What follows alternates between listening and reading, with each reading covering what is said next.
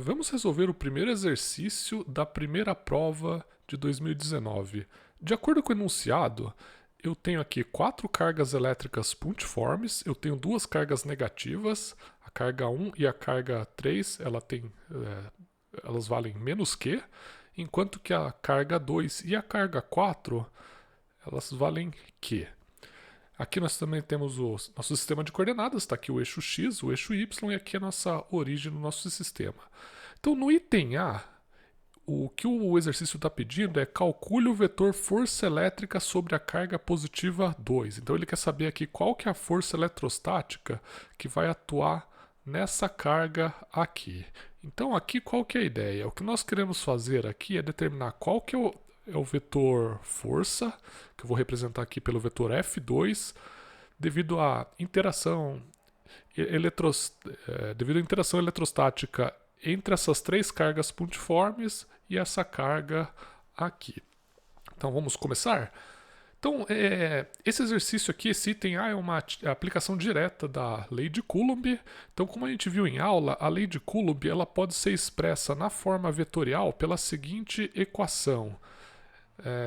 Se eu quiser calcular aqui qual que é a força eletrostática devido à interação entre 2 cargas puntiformes, se eu quiser saber qual que é a força que a carga J vai atuar na carga I, isso aqui é dado pela lei de Coulomb, que é dado pelo seguinte, Fj, o vetor Fj é igual a 1 sobre 4π ε0, daí aqui eu coloco multiplicado pelo valor da carga I, multiplicado pelo valor da carga J, dividido pela distância entre a carga I e a carga J ao quadrado, que aqui eu estou representando por RI ou R índice IJ ao quadrado, e aqui multiplicado pelo vetor unitário, que eu vou chamar aqui de RJ. E o vetor unitário a gente representa aqui por esse chapéu aqui. Ok? Então, isso aqui de acordo com a nossa notação, aqui essa é a lei de Coulomb, e essa equação a gente pode usar para determinar qual que é a força que vai atuar na carga I devido à carga J. Então eu vou colocar essa setinha aqui para representar isso. Então, no item A, como nós estamos interessados em saber qual que é a força na carga 2, o nosso I aqui vai valer 2. E daí a gente só precisa calcular qual que é a força devido a essa carga, a essa outra e essa outra aqui. Como a gente viu também, vale o princípio da superposição, então eu posso dizer que a força eletrostática que vai atuar na carga 2, isso vai ser igual à força que a carga 1 vai produzir na carga 2, que eu represento aqui por F21, mais a força que a carga 3 vai exercer na carga 2, isso eu escrevo como F23. E por último, a gente leva em consideração a carga número 4. E a gente escreve isso como F24. Tudo bem? Pronto, é basicamente isso que a gente tem que fazer. E como esses valores de F aqui são dados pela lei de Coulomb, tudo que a gente precisa fazer agora é substituir os valores nessa equação aqui. Então vamos fazer isso. Se a gente notar aqui nessa equação, ó, esse termo 1,4πε0, ele vai aparecer em todos os termos. Então deixa eu colocar ele aqui primeiro. 1 sobre 4π, peraí que aquele 4 parece um 9. Então aqui eu vou ter 1 sobre 4πε0. Esse QI aqui, que é o valor para igual a 2, vai valer Q, que é a carga número 2. Eu já vou deixar multiplicando. Isso aqui vai aparecer tanto nesse termo, quanto nesse. Então eu já vou deixar aqui para fora do nosso colchetes. Legal? Tá, então isso aqui já está para fora. E agora vamos colocar aqui ó.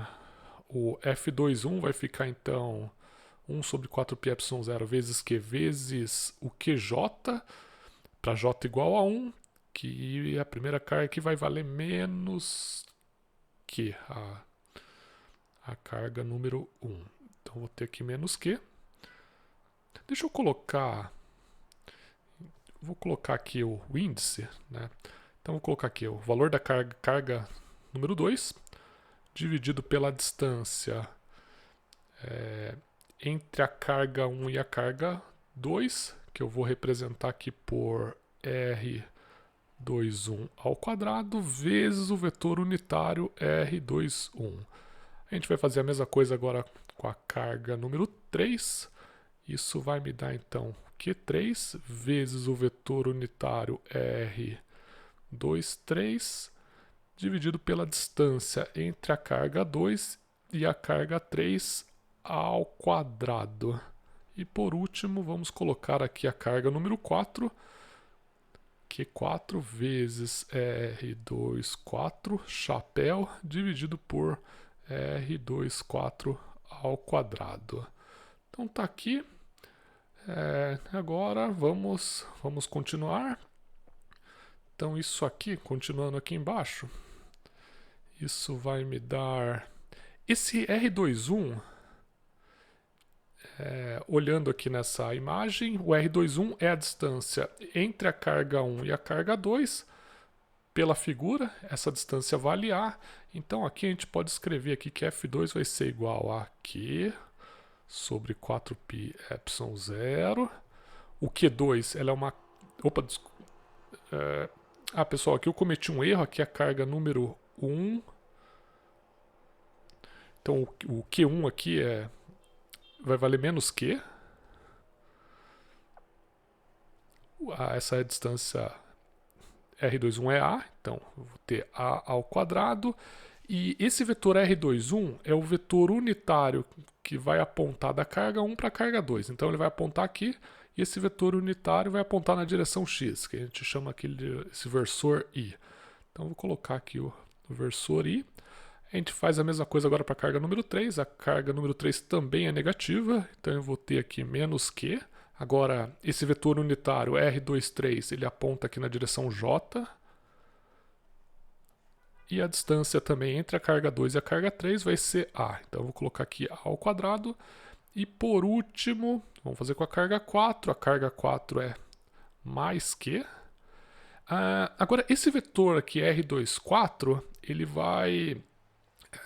aqui ele vai estar apontado para cá, né? Se eu pegar aqui esse vetor R24, olhando aqui na figura, tanto essa distância daqui até aqui é A, quanto essa distância desse ponto 4 até aqui em cima é A. Então a gente pode concluir que isso aqui vale 45 graus. E observando a figura, então eu consigo escrever esse vetor unitário que liga essa carga aqui até aqui, que aponta para lá. A gente pode escrever aqui como I mais J. Agora é o seguinte, se eu pegar a norma desse vetor, ele não é um vetor unitário. Para normalizar ele, eu preciso dividir esse vetor aqui pelo módulo dele. Se eu calcular o módulo, isso aí vai ser raiz quadrada de 2. Então, pronto, eu já normalizei meu vetor. Então, eu tenho aqui o I mais J sobre raiz de 2. Isso vai ser o meu vetor unitário que aponta aqui da carga 2 da carga 4 para a carga 2. E por último, eu preciso dessa distância R24 ao quadrado. Que usando Pitágoras, aqui a gente chega aqui que essa distância vai valer vezes A vezes raiz de 2. E como está ao quadrado, vou colocar aqui A ao quadrado vezes 2. Então tá aí. Vamos continuar. Agora é só... A gente praticamente já resolveu o exercício, é só simplificar isso, né? Então, continuando, eu vou escrever aqui que o F2 é igual a Q sobre 4π epsilon 0. Se a gente notar aqui, dentro desse colchetes, o A ao quadrado vai aparecer em todos os termos e esse Q também. Então eu vou passar isso aqui, tanto o Q quanto o A ao quadrado para fora do colchetes. Fazendo isso, então esse Q aqui vai virar Q ao quadrado e aqui embaixo eu vou ter A ao quadrado. E continuando, isso aqui eu vou ter... Aqui eu vou ficar o que então? Aqui eu vou ficar com menos I, menos J, mais I mais J dividido por 2 raiz quadrada de 2. Agora vamos somar todos esses termos aqui dentro. Para fazer isso, isso aqui vai ficar, então aqui é o quadrado sobre 4π epsilon 0 vezes a ao quadrado. Aqui eu vou multiplicar esse primeiro termo e esse segundo termo por 2 raiz quadrada de 2. Então esse primeiro termo vai ficar menos 2 raiz de 2i. O segundo também vai ficar menos 2 raiz de 2j. E isso aqui a gente só repete. Mais i mais j. E aí, agora a gente praticamente já chegou ao fim aqui do nosso problema. Agora, se eu multiplicar, o que a gente pode fazer aqui?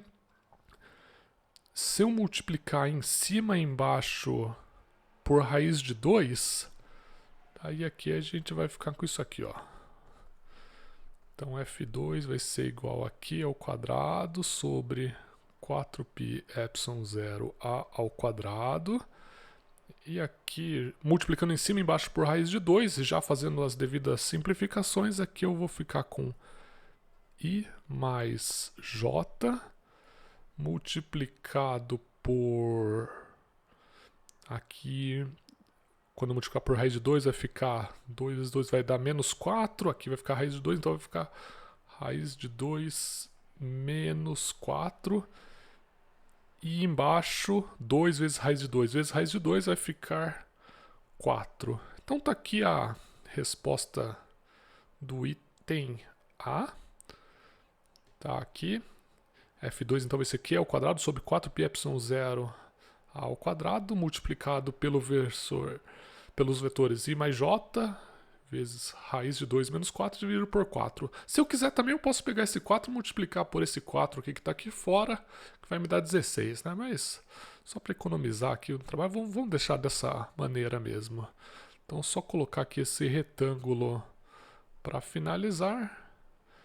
E pronto, aqui está a resposta do item A. O exercício ainda não terminou, a gente precisa resolver agora o item B.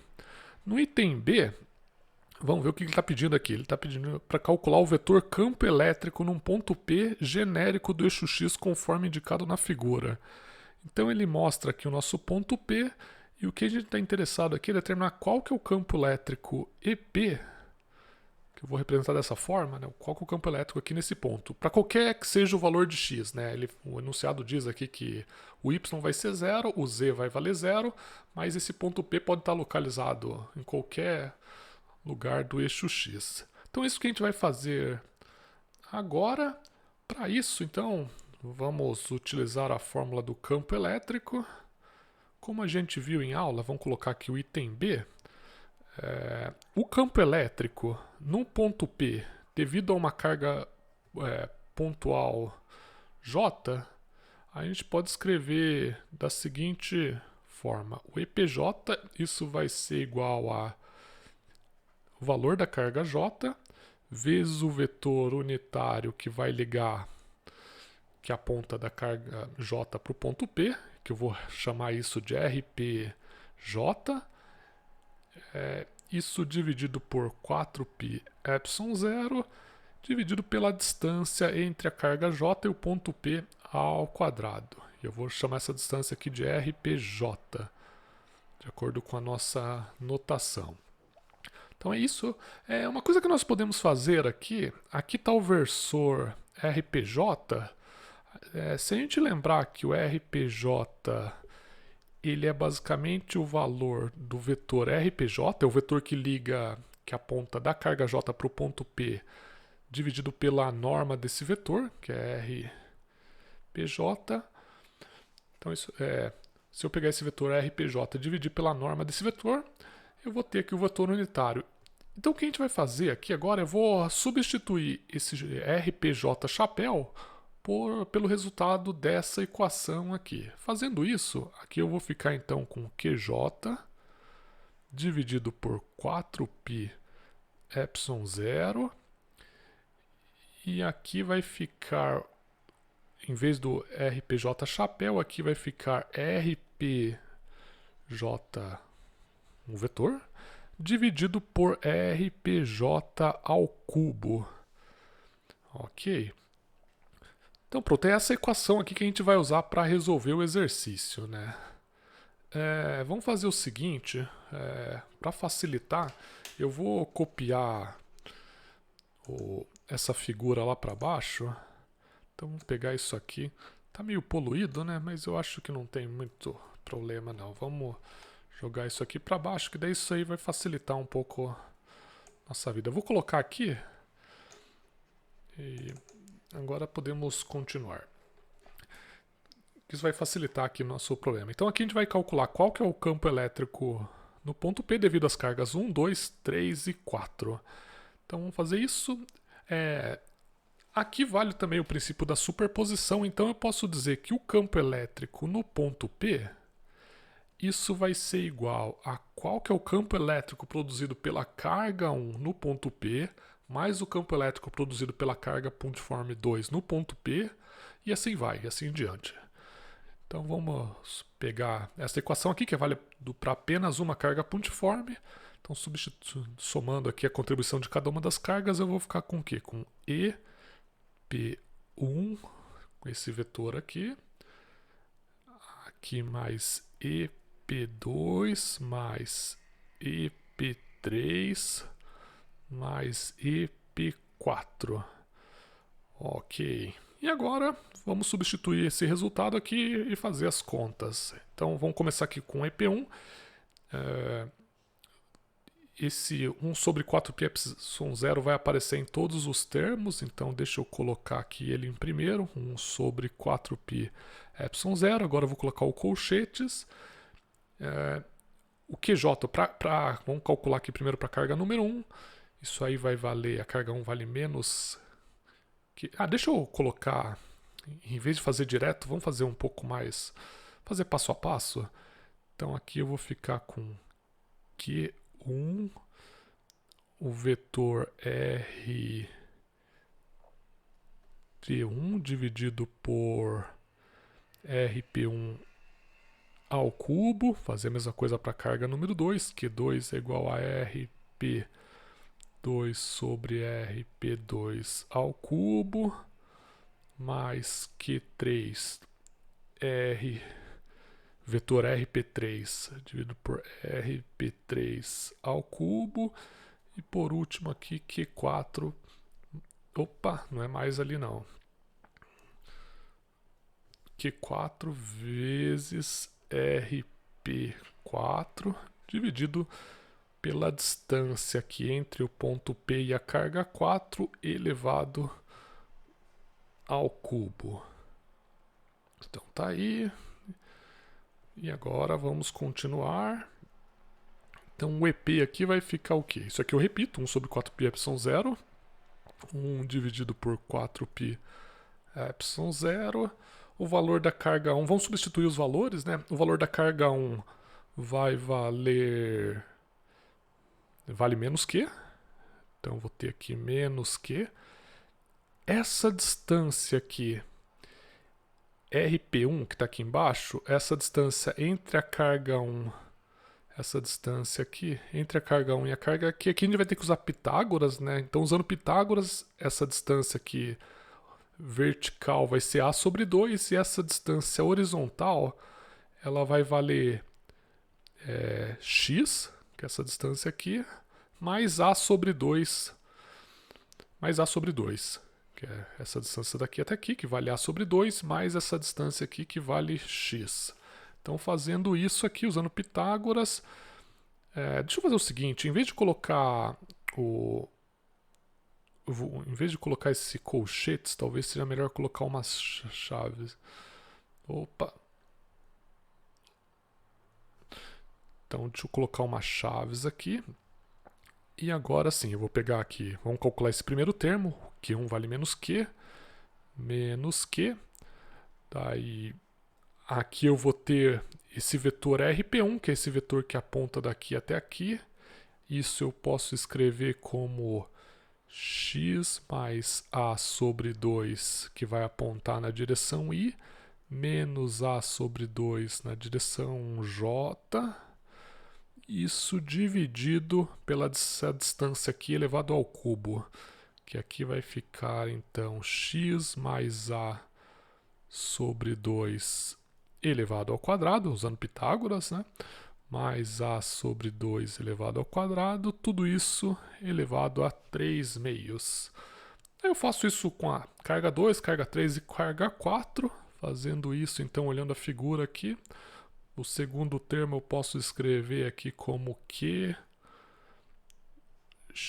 multiplicado por x menos a sobre 2 na direção I, menos a sobre 2 na direção J, dividido aqui por x menos a sobre 2 elevado ao quadrado, mais a sobre 2 ao quadrado, isso tudo elevado a 3 meios.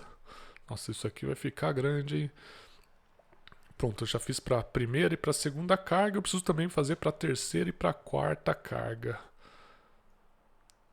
Então vamos lá, olhando aqui no desenho, para a carga 3 e para a carga 4. Aqui então vai ficar... A carga 3 vale menos Q, então vou colocar aqui o valor dela. Multiplicado aqui então por x menos a sobre 2 vezes I, o vetor RP3, mais a sobre 2, que vai apontar aqui na direção J. Isso tudo dividido por x menos a sobre 2 ao quadrado, mais a sobre 2 ao quadrado, tudo isso elevado a 3 meios, e finalmente fazendo para a última carga, que é a carga Q4, que ela é positiva, ela vale mais Q. A gente vai ficar com isso aqui, ó, Q x mais a sobre 2, elevado ao quadrado? Não, aqui é o vetor RP4. Esse vetor RP4 eu posso escrever aqui então como x mais a sobre 2 na direção I, mais a sobre 2j. Isso tudo dividido pela distância RP4. Isso ao cubo, né? Que isso a gente pode escrever aqui como x mais a sobre 2 ao quadrado, mais a sobre 2 ao quadrado. Seria tudo isso elevado a meio se fosse apenas a distância, mas como a distância é ao cubo, então aqui eu fico com elevado a 3 meios. Então tá aqui, nossa, ficou bem grande os termos, né? Tá tudo muito grande. Vamos simplificar isso aí. Então vamos repetir aqui, o EP então vai ficar novamente 1 sobre 4π epsilon 0, vou abrir o colchetes. E agora, se a gente olhar esse trambolho aqui... Opa, faltou aqui fechar chaves. Se a gente olhar esse trambolho, note que esse denominador aqui, ele é igual a esse último denominador. Então, vamos combinar primeiro aqui esse termo aqui com esse último termo. Então, se eu somar esse primeiro termo com o quarto termo que está aqui, aqui eu vou ter o quê? Menos Q... Uma coisa que nós podemos fazer aqui, o Q, ele aparece em todos os termos, né? Então eu posso colocar ele para fora, eu já vou fazer isso. Vamos pegar esse Q aqui, que ele aparece em tudo, vamos jogar aqui para fora do nossas chaves. E se eu somar agora isso aqui com isso aqui tem um sinal de menos, esse primeiro termo aqui vai cortar, e menos com menos dá mais, A mais 2J mais A mais 2J, eu vou ficar com J... dividido por isso aqui, né? X mais a sobre 2 elevado a 4 mais a sobre 2 elevado a... Opa, eu falei 4 aqui, né? X mais a sobre 2 elevado ao quadrado mais a sobre 2 elevado ao quadrado, tudo isso elevado a 3 meios. Pronto, já... coloquei aqui o primeiro e o quarto termo, agora falta fazer a mesma coisa com o segundo e com o terceiro termo. Aqui vai ocorrer a mesma coisa, ó, esse x menos a sobre 2, isso aqui vai cortar com isso aqui. E se eu... Aqui eu vou ter... nesse segundo termo eu vou ter menos A sobre 2J. Com menos A sobre 2J, que vai ficar aqui menos J dividido por x menos A sobre 2 ao quadrado mais A sobre 2 ao quadrado, e tudo isso elevado a 3 meios. Então tá aí a nossa resposta. Eu acredito que não sei se dá para simplificar mais, né? Uma coisa que eu poderia fazer é pegar esse J aqui e colocar para fora, né? Mas talvez não seja... Ah, faltou, peraí, porque eu acho que faltou uma coisa aqui, ó. Cometi um pequeno deslize quando eu passei daqui para cá. Faltou colocar o A aqui e faltou colocar o A aqui. Agora sim. Então essa tá aí a nossa resposta final. Deixa eu colocar aqui um retângulo. Então vou desenhar aqui o retângulo. Uma coisa que chama atenção... Nossa, esse retângulo está bem torto. Uma coisa que chama atenção aqui, se a gente for analisar esse resultado, é que o nosso vetor campo elétrico está apontando na direção J. Será que faz sentido isso? Vamos olhar lá. Por que o campo elétrico está apontando na direção J? E vamos ver se isso aí faz sentido, né? Lógico. Então, olhando aqui, no ponto P, o campo elétrico está apontando na direção J. Por que isso? Se a gente olhar aqui o resultado, o que está acontecendo aqui? Ó? Vamos supor que eu considero apenas essa carga 2 e a carga 3. Essa carga 2 aqui, como ela é uma carga positiva, no ponto P ela vai produzir aqui um campo elétrico que vai apontar aqui nessa direção. Essa carga 3 aqui, como ela é negativa, vai produzir um campo elétrico que aponta nessa direção aqui. Agora, se eu somar esse vetor com esse vetor, eu vou ter um campo elétrico que aponta aqui na direção J, né? A componente X desse campo elétrico vai desaparecer. E note que o mesmo vai ocorrer aqui para as cargas 1 e 4. Essa carga 1 vale menos Q, a carga 4 vale Q.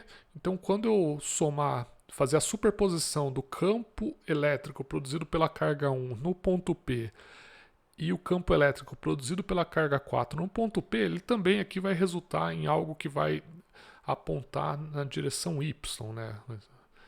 Então, por isso que nossa resposta aqui, então, ela só tem uma componente J. Então é isso e finalizado.